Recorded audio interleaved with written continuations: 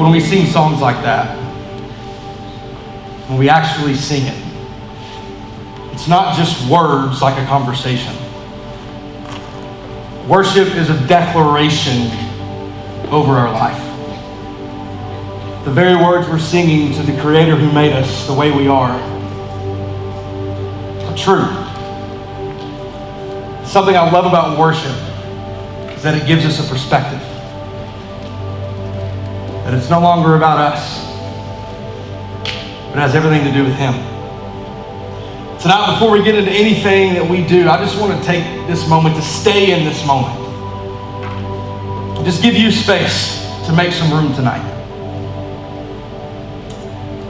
A lot of you come in carrying stuff every week. It's been a rough day. It's been a rough few days. It's been a rough week. It's been a rough month. It's been a rough year. You carry that. You have no room in your heart for the Lord because you have everything else pouring into it. And I just want to give you space for the next few moments. Just bow your heads and in a posture of prayer, just put your hands out flat. There's nothing powerful about this. This is just a posture of surrender. And I just want you and the Lord to take a moment to clear your mind and to make room for what He has for you tonight.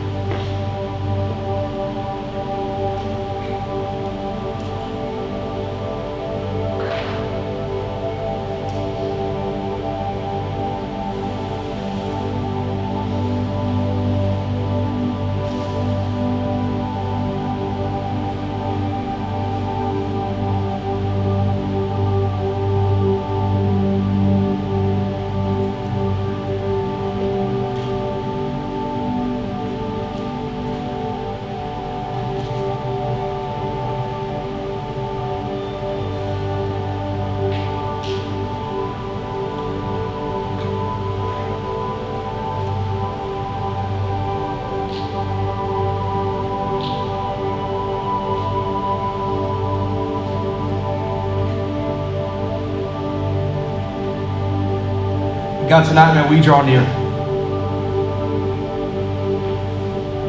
In this space, God, would you help us make room for you? God, would you clear our minds? Would you clear our hearts? Would we focus on you? In the next few moments, God, I pray that life would be given to those who are struggling. Jesus, that you would begin to rewrite stories tonight. God, that we could all have a moment to make room for you, to do whatever it is that you want to. In Jesus' name, amen. In those moments like that, these moments here together, I feel that it unites us, that it brings us together to a place to understand that not only are all of us in the room on a journey personally, but we're all in the same boat, paddling the same way, in the same water, at the same time. Now, I don't know what you walked in with tonight, but our prayer has been with this series that you would leave here knowing two things. One, that you're loved. And two, that it's okay to not be okay. But it's not okay to stay that way. If you were here last week, we had a special guest. One of our local law enforcement, the U.S. Federal Marshal, came in, and she came in with just some heat, man. Some stories of things that I never thought she would even talk about. One of the coolest things that she said was that you've got to be yourself. That you have to stop competing with other people, because in our world right now, anxiety and depression and suicidal thoughts and even suicide itself, ADHD, eating disorders, anorexia, all these things are so popular amongst Gen Z because 90% of you are in a competition with somebody else in your life.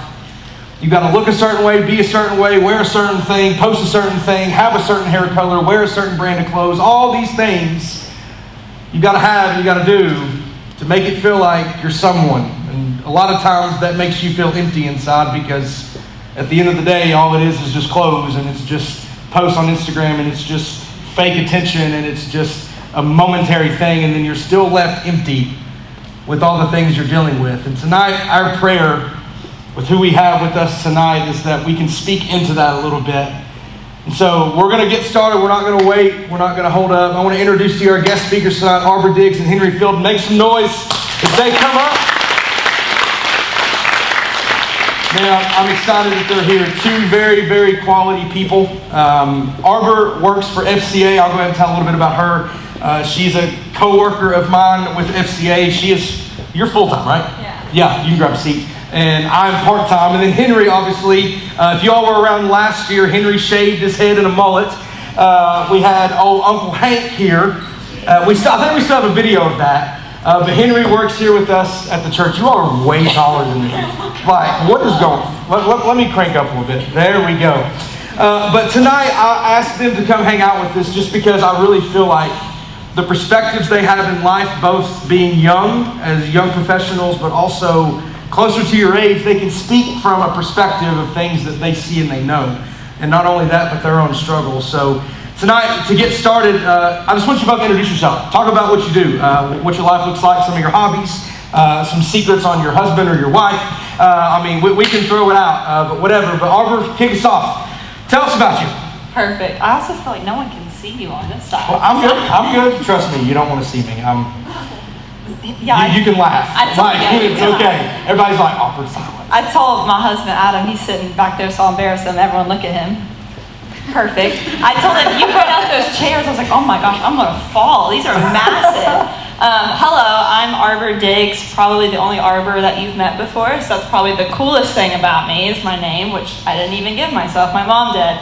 So shout out to my mom. But yes, like he said, I work full-time with FCA. It's Fellowship of Christian Athletes. I grew up in Greenback, Tennessee, so Maryville, Tennessee. I went to William Blount High School and then went to Maryville College. That's where I met my husband, Adam. Go Scots. Yes. Go Scots. Nobody else. Okay. All right. Well, D3 school. Oh, no offense, Adam. He was the starting quarterback, so no offense. But D3, yes. Maryville College, go Scots. Went into ministry after God kind of wrecked my life in the best way. I was very worldly in college, chased after everything dark, and then he kind of showed me that none of that will last. And so through that, I found Jesus real for the first time. I had always known him growing up, but I really found him, and I really was obsessed with him. I was like, I have to tell people about him. So God threw me into ministry, and ever since I've been 21, I've been in ministry, and it's fantastic. Funny, I'm at FCA, I wasn't a sporty person. I was a soloist ballet dancer. So completely different than sports world. I was a ballet dancer, and I still teach little ballerinas. So nice. Anybody here do ballet? Guys, it's okay. Zach, let's go. Come on, we got some guys in there doing some ballet.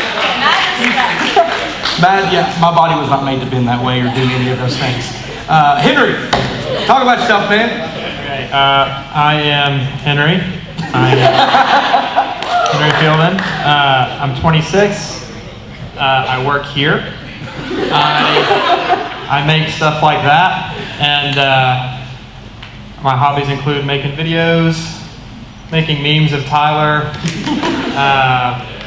My wife and I watch a lot of TV, so my backstory is not as cool as Arbor's, but it is what it is. Was there anything else I missed? Oh, I grew up in Kingsport. I went to Dobbins Bennett High School. I did 2 years at MTSU and finished up college at ETSU. And started working here right out of college. So, been here a few years now. Yeah. I love it. I know it's always awkward, like that question. It's like, tell me about yourself. Okay, and then it's just, everybody's going to listen to everything you have to say, even though they probably don't want to listen to you anyway. But I'm excited that they're here tonight because, one, they're young, but two, I value them in different ways. Arbor and I don't know each other as well as Henry and I do, but from what I know of Arbor and who she is and what she does, she's an incredible person and loves the Lord, and Henry himself is gifted. And the reason why I have them tell you kind of about themselves is because I don't want it to be this random person just speaking and piecing out. I want them to kind of get to know you a little bit. I want you to feel a little more comfortable in the room. So to catch you guys up, last week we started this series called Let's Talk About It.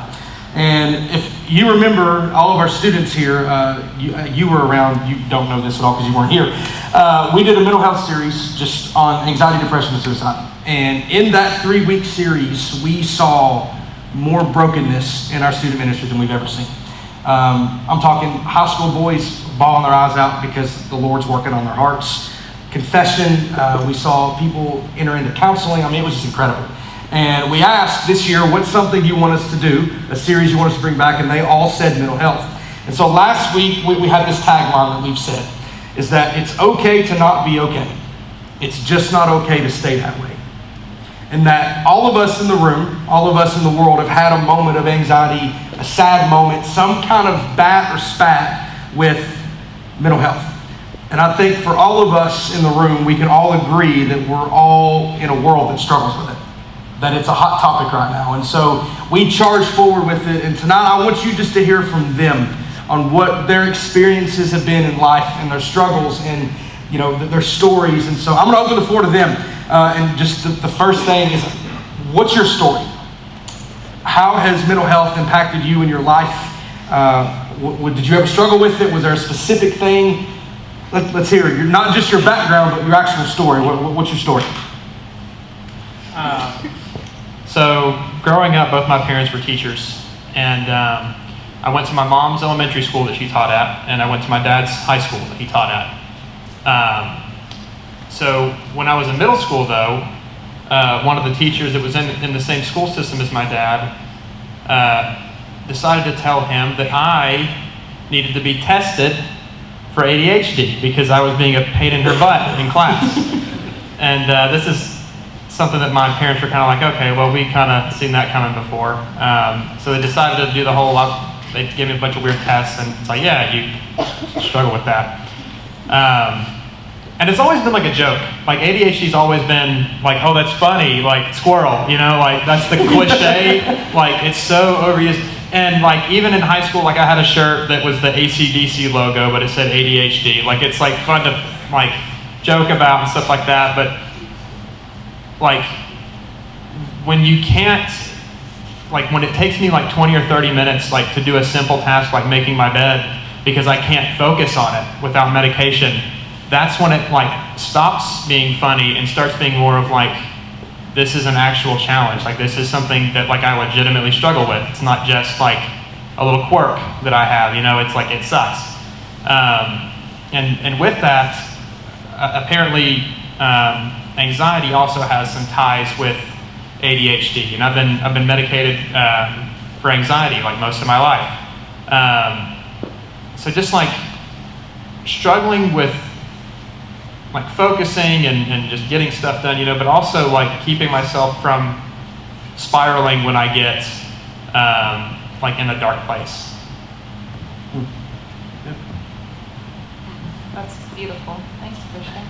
I'm happy. I don't know any of these people, so I'm excited. I'm like over here listening. I think what's cool, I don't even know if you knew this, but God He's over everything, of course, but I think He orchestrated this in a beautiful way because I've never struggled with something super deep in mental health. We all have anxiety days and ebb and flow with your life, whether it's high school or college or young adult life. But my best friend, my sister, actually struggles massive amounts with like suicidal thoughts, depression, anxiety, has been, praise God, sober for 8 months now when it comes to like alcohol and self-harm. So it's really beautiful, but watching my best friend grow up almost since high school from now is almost 10 years has been really the hardest struggle for me, watching my best friend, and you can't do anything about it.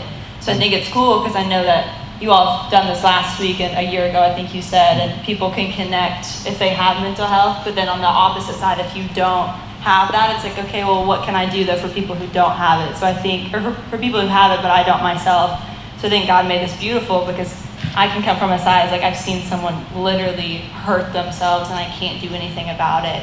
But also on the side of just having it every once in a while. So I think that's beautiful as well. I guess I didn't really say my story, but that was kind of just like a little side note. And with that question, it's what's your story as a sense of what is your experience with mental health in any way? And I had no idea about your sister. That's crazy. For me, a lot of y'all know my dad was an alcoholic, so that in itself is a mental health issue. And I think for this generation, I was reading an article, I believe it was Monday, COVID brain, I can't remember anything anymore. And it was saying that Gen Z is the most stressed, anxious, and depressed generation in all of history. And that it's due to technology, it's due to social media, and it's linked to a performance mindset that you have to be, do, and look a certain way. And I think for us, even as adults, as young adults now, go back to your middle school and high school years. What was that like for you? Like, was your schools like that then, or has it gotten progressively worse? So I, like in high school, I had more of this like desire to fit in, like with friends. Like it wasn't really as much about like clothing or anything like that for me. Like I didn't really care as much like that I dressed like the cool kids or whatever. Like I think I wore a suit to school one day. Not even like that. Like I was the suit kid. Like a full suit? I think just once. Usually it was like jeans, like a button-up shirt, and like a vest. Has anybody ever wore a suit to school? Just because? Yeah, don't do it. You're the only one that has ever done that. Like, who has? Jackson?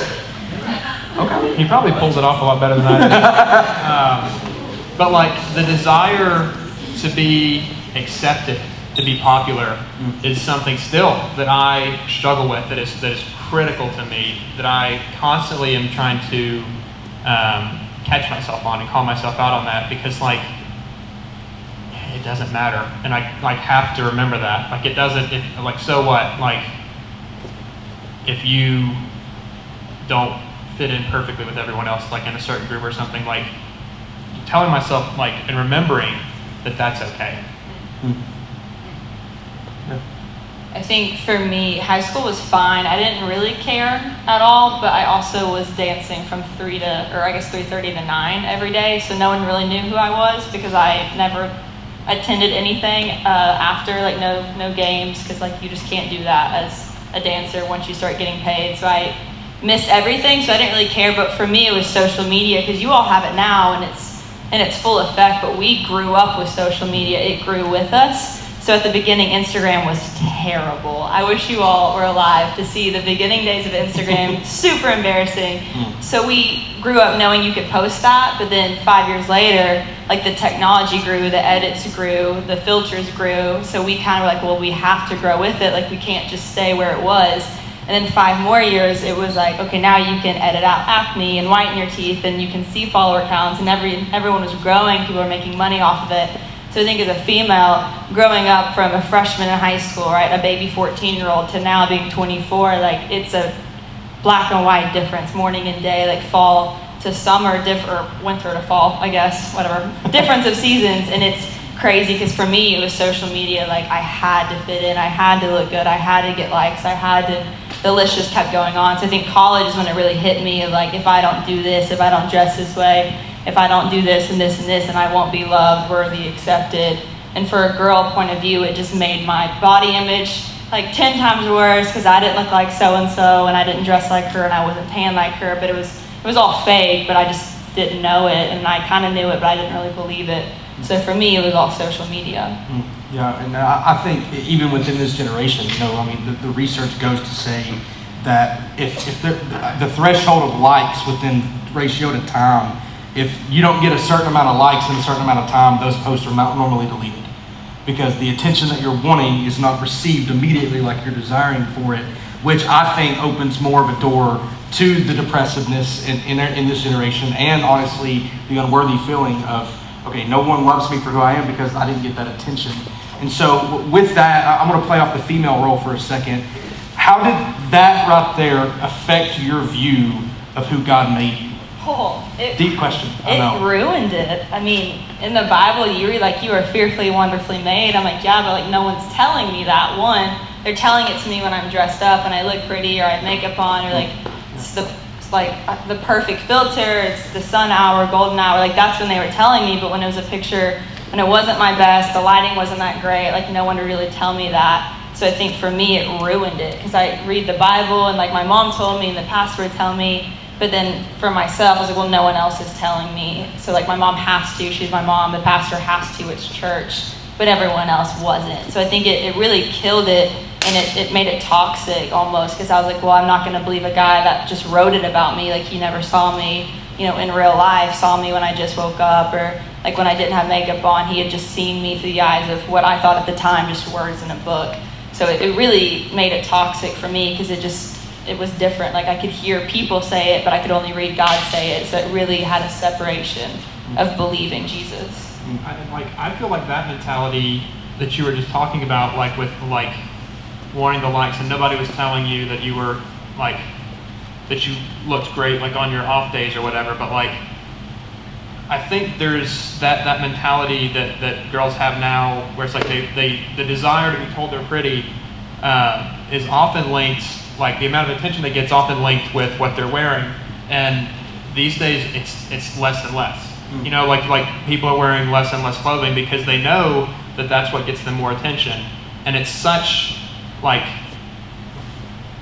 I mean, it like makes sense that they're chasing that and that's what they're using, but it's such an unhealthy like tool to use, like just because that stuff's gonna haunt you. That like if you only feel good when you are not like fully clothed, I feel like that's probably a dangerous scenario to start getting yourself into. And like that's not superficial, but just like probably just not a good habit to be getting into, like a good mindset mentally. Yeah, and with you being in the media world, you see and research and watch, different graphics and different websites. Like, what are you seeing right now within? Let's try to talk about this generation if we can. Is there like a trend of things you've been seeing in the media world from this generation? Well, I mean, like honestly, where was it? I walked into PacSun the other day in the mall, and they have a deal with Playboy now. Like, I walked into this store, and like the Playboy bunnies like all over their jackets and pants and like bags and stuff, and I'm like, what does this come? Like, where did this even come from? And that's not necessarily like the media side of things, but as far as trends go, like seeing them do that and seeing them target like you guys, like, I mean, I'm sure some of you guys shop at PacSun. It might be more of like a college thing, but like that sucks. Like, I don't know. I don't think young people. I don't think like you youngsters should be associating with Playboy. But that's just my 2 cents. Yeah, and I think with that too, that's only going to continue to be more prevalent with TikTok being the way it is, and Twitter and Instagram, and Yik Yak's back, and it's like, why are we doing this? But what I think, something I'm speaking to here that you don't realize as teenagers, that we didn't realize either, is that everything that you were letting come into your life is affecting your life in some way. And the hardest part is when you grow up and you get older and you reflect on those very things, you have to deconstruct a lot of thoughts and habits that you made to think the ways you thought, because that was not reality then and it's still not reality now. And I think that plays more so now into the adult world of mental health, because we're now adults, quote unquote adults, but we grew up with technology. I love that you said that. And now that it's to the point that it is, looking back, it was still just as superficial as it is today. And so with that in your professions, in the media side and in the ministry side, what are you seeing from other people in mental health? Like, what are the things you're seeing? Are there struggles? Are there certain habits? Are there certain things they're saying? Is there certain triggers? Like, what's kind of rolling in the world that you guys are in? I mean, honestly, I've just been going for. If you want to start, you can start. One thing that I thought was really cool. So there's a TV show that's like super popular and won like a bunch of awards at the Academy Awards and was nominated for like 25. But it's called Ted Lasso, and it's a terrible show, and I'm not condoning it at all. But one of the things that I thought was really interesting about that show was that in one of their seasons, it was almost entirely about mental health.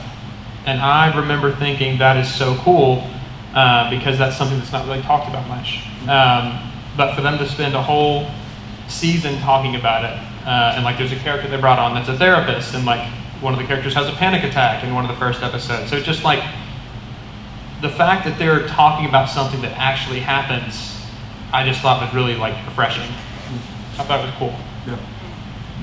I think for me, the same thing. Like, I'm happy people are finally starting to talk about it. I think for me, it's body image is finally starting to be talked about. And I'm not talking about like, oh, it's my body, not that kind of body stuff. I'm talking about like body image and body confidence and all that stuff, but not in the way that sometimes Satan can take it and completely change it. But growing up as a dancer, it was like, okay, if you don't fit, you don't make the part. Like, oh, I can't see your ribs. Like, I'm sorry, like, you're not going to get this part. So very much like a toxic mindset. But I think now people are starting to talk about it, boys and girls, like, hey, like, body image is so important in this world, and social media is kind of killing that and ruining it, because you see all these perfect people, whether it's an NFL player or a model, like, whatever it is for both genders, like, it really is hard. But I think a lot of people now are starting to talk about, like, that's all fake, and it's starting to come out like that's Photoshop, that's not. So I think that's what encourages me, is that people are realizing, like, you can tell when something's edited. Yeah. There was one country, I can't remember what it was, I think it was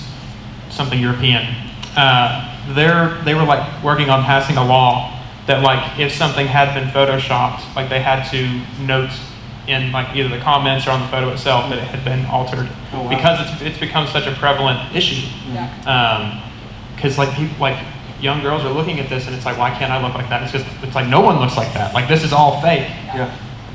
And with all of that and all the things we see and that you see, for your two perspectives, how is that impacting this generation? How are all of those contributing factors boiling down to this? What is happening to our generation before us?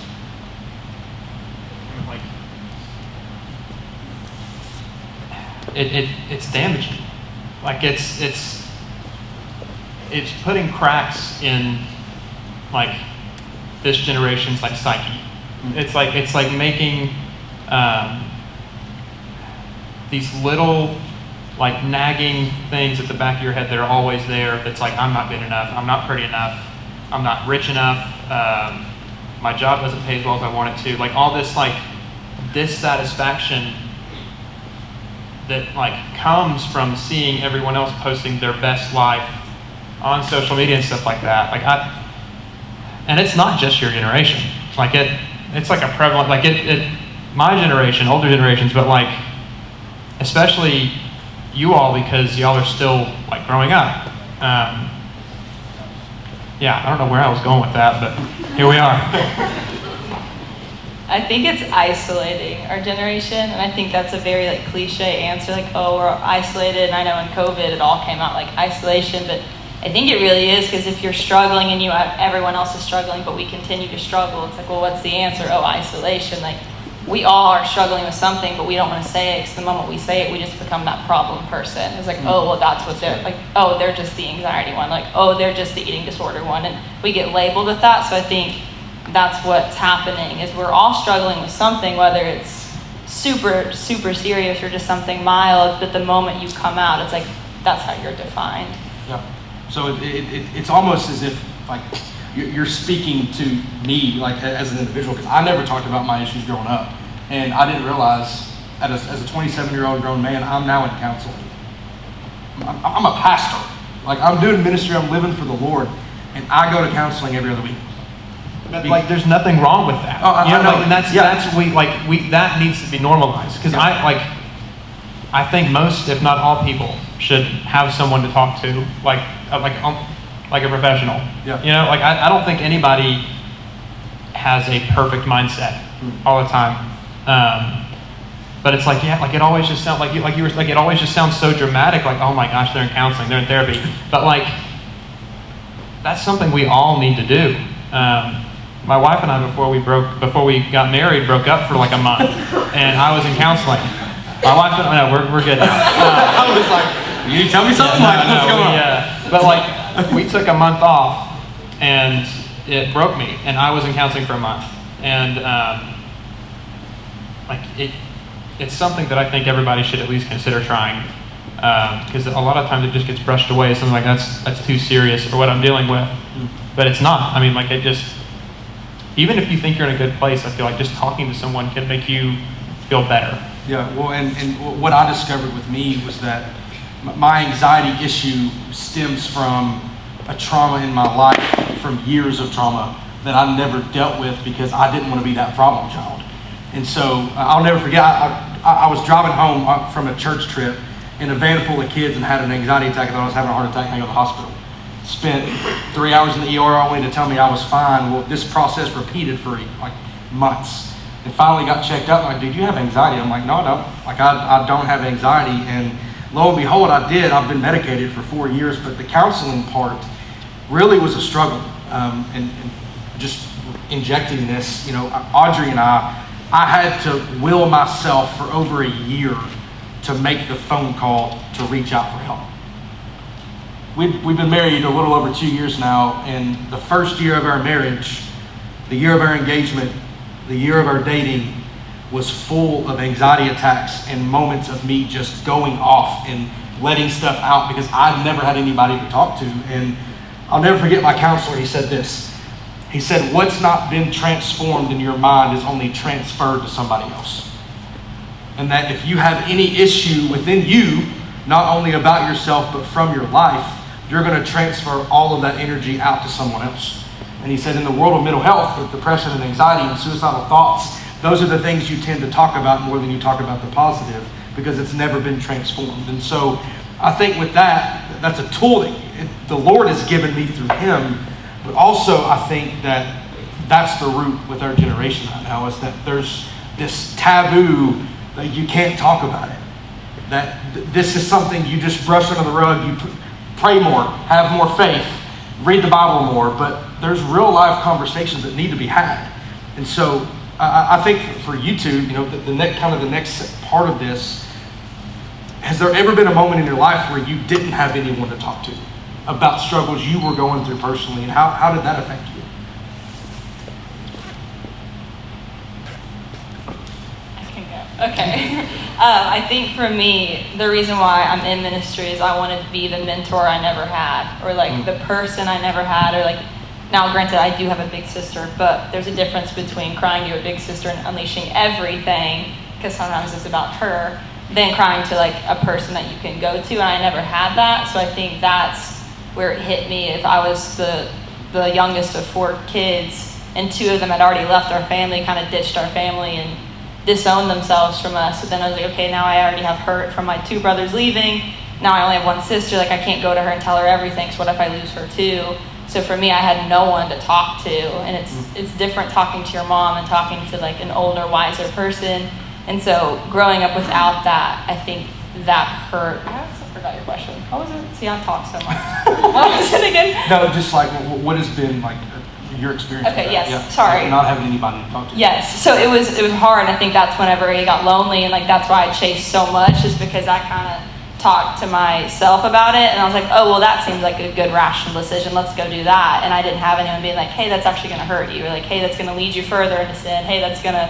And I didn't have that person. It was just, okay, what am I going to think? What's my decision? Okay, let's go with it. So 1, it hurt me not having anyone because I was lonely. But 2, I was just like, well, I'll make the decision for me that I think is best for me. And it really was not the best for me. So it hurt me bad. Or badly. Yes. So I have like a really, really close relationship with my parents. And like I always have. But after I graduated high school, I went to school 4 hours away, and all of a sudden I wasn't talking to my parents anymore. I wasn't talking to like my support system, and I had a lot of good friends in that area. I had a great church, which helped a lot, but I still didn't quite feel like fulfilled, and so I started looking for fulfillment in other places, and how that what happened with that was I ended up looking for support in a girl that was no good for me at all. And I was in a relationship that I shouldn't have been in, doing things I shouldn't have done. And the whole time in the back of my mind, I knew that I shouldn't be doing this, but it was this feeling of brokenness. And at that time, all of my friends who were older than me were getting married. They were moving out of the house we all lived in together, and I felt alone. And my parents weren't there, and my friends weren't there, and so I turned to this girl. I turned to like a relationship, and it's always easy to see the terrible decisions in hindsight, but there was comfort in that moment, but it was so short-lived. So it was a temporary solution. It's like putting a Band-Aid on like a dam that's leaking, you know. But like just, I don't know, I just wish that I had thought more about what I was doing before I did it. And like before, like the reasons that I was doing the things that I was doing, like getting to the root of it, rather than just pushing forward and shrugging off like responsibility. I think going off that, like you said, the putting a Band-Aid on the dam, I think I was thinking kind of cool, the same thought, but like, you know, the source is surgery, but you just grab a crutch and you kind of avoid surgery. Because I did the same thing. Like my crutch was like, oh, I'm lonely, so let's go after parties. Oh, that got me more popular. Okay, now boys, now alcohol. And it just like, I kept grabbing more crutches instead of like having surgery, which of course was my heart. But like, it was just like, oh, I'll just use a crutch to get by. And then it just turned into even more damage. Yeah, and now looking back on that, it leads into the second to last question, is how has your struggle with that allowed you to speak that into or over someone else's life? How have you been able to be a source of help or maybe a source of encouragement with your own struggle? Because now you've had to deconstruct all of the things you did and you've realized and rationalized and processed. How has it been able to be a source used for help? Just like tonight, you know, what are ways that God's using your story and your struggle and your past to help other people with their mental health issues? I mean, I'm really hoping that you guys can learn from our screw-ups, you know, that you can, because I mean, we're doing a pretty good job of just kind of laying it all out here and being honest. Like, one thing I will tell you, and this is kind of similar to this situation, is that your parents are right a lot more than you think they are. Amen. And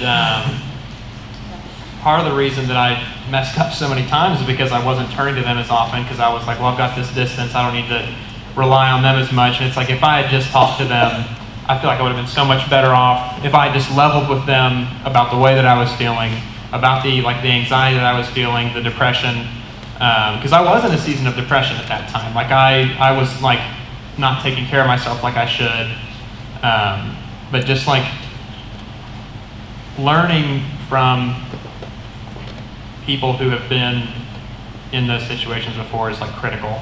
And it's always easier said than done to learn from someone else's mistakes. Sometimes you just have to mess it up yourself and learn from it. But like, I don't know, it'd be cool if you guys took this as at least a warning, you know? I think for me, figuring out the difference between conviction and condemnation, that's my hope for you.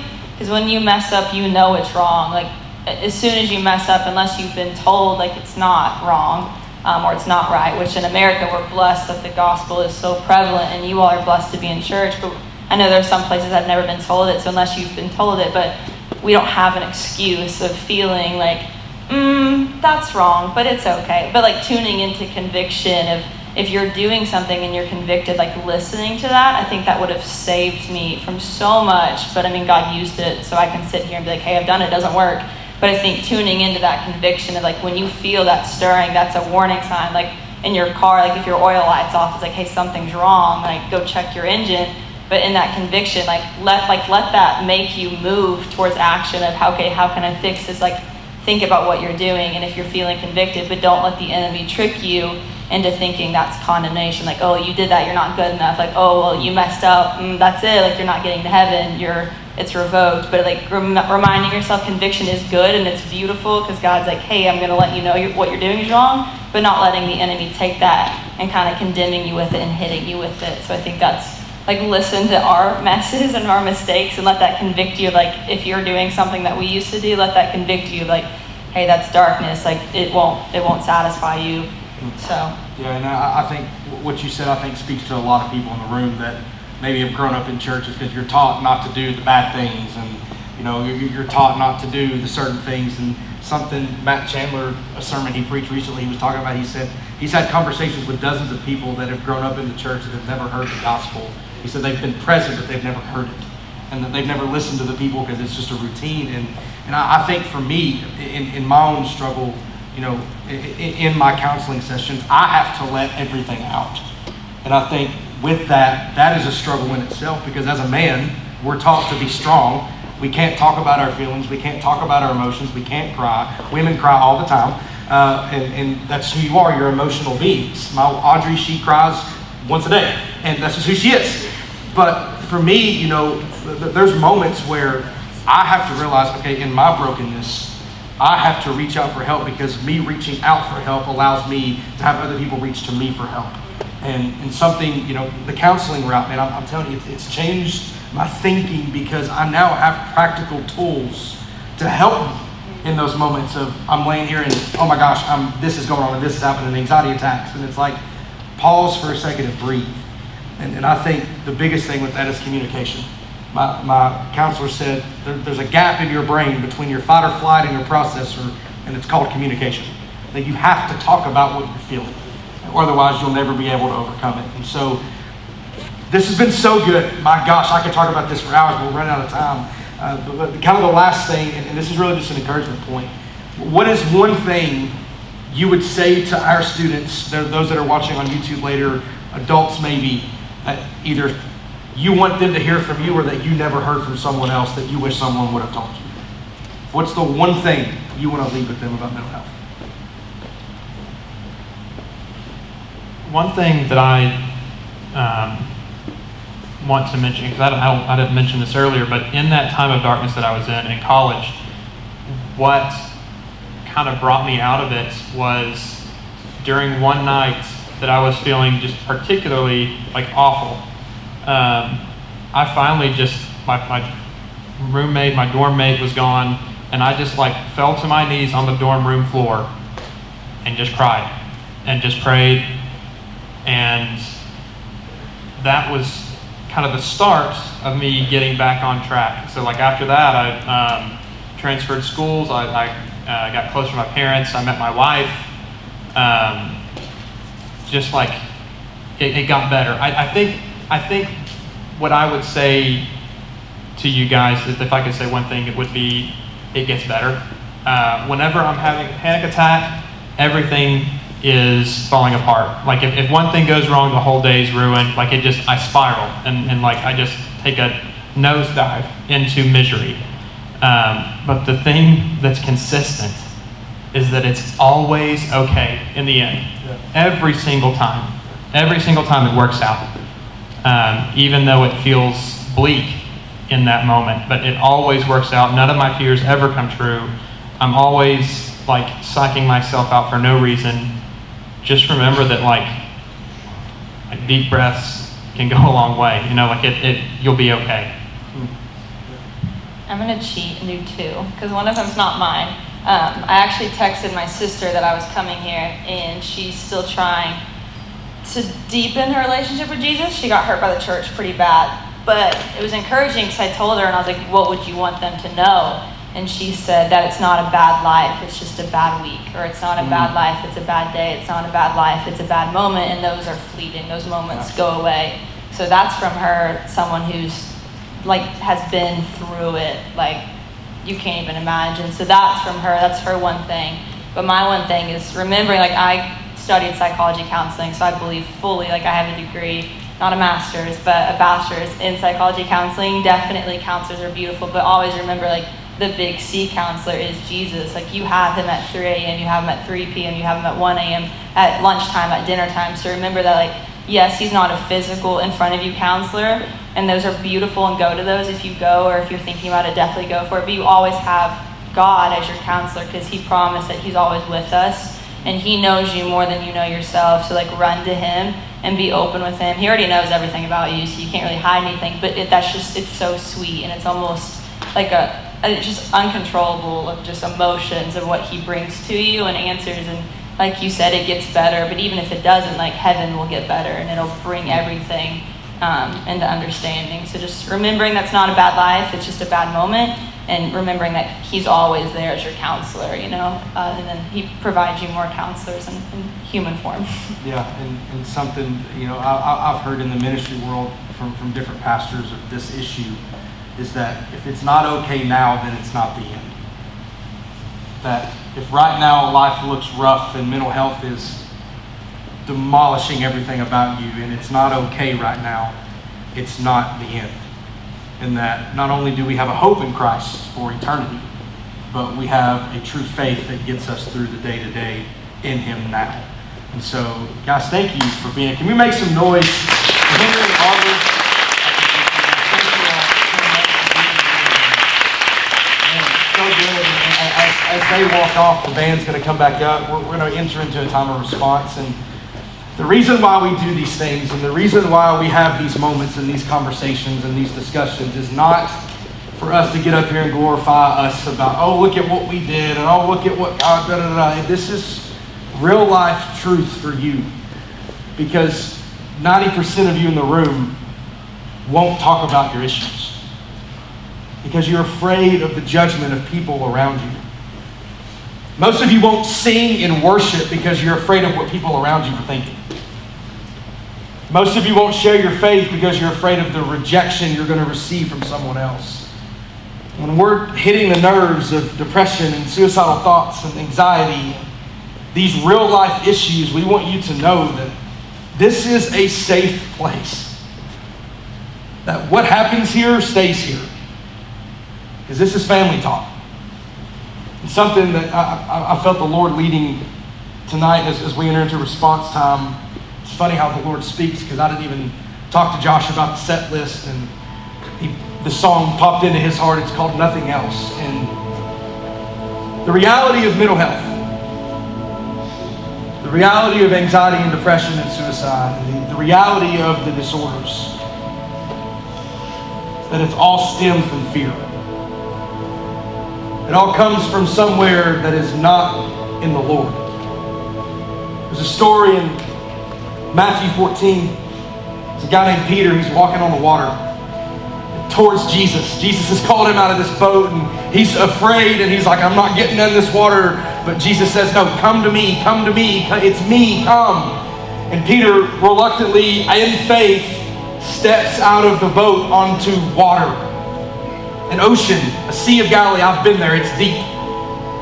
And he just starts walking step by step, and his focus is nothing else but Jesus. And the Bible says that as he's walking, I can imagine the disciples back here are just like, what is going on? What is he doing? And it says a wave came. A storm was brewing. And a wave arose towards him. And the Bible says at a moment, when he acknowledged the wave, he began to sink. Some of you are saying, man, that's me. There's all these waves coming at me. There's all these things hitting my life. Man, you don't know what I go through. The waves around me are so big and they're so powerful. They pull me down and I'm sinking. I'm drowning. But the story finishes and it says, and Jesus saw him. It didn't say that he just glanced. No, he saw Peter. In the storm, in the sinking, in the drowning. And it says he reached out his hand and pulled him to safety. And tonight, a lot of you feel like that's you. You're drowning. You are Peter. And you think no one can see you. And you think you've got to put on this macho look. You got to wear this mask to come to church. You got to smile, and inside you're broken. Tonight, Jesus sees you. And he cares about you. And in the darkest moments of those 3 a.m. nights of you laying in your bed crying yourself to sleep because it's so bad, he sees you. And he cares for you. And he's reaching out to you. And the question is, are we grabbing back onto what he's reaching out with? Or are we just continuing to try to fight the storm on our own? I don't know your struggle tonight. I don't know where you are with your mental health tonight. I don't know what God's doing in your heart right now in this moment, but I can tell you what he's doing in the room is he's challenging some of you to think of a different way and have a different perspective. Some of you walked in here struggling with anxiety. Some of you walked in here with depression. Some of you walked in here maybe thinking life is so bad that I'm going to go home and harm myself.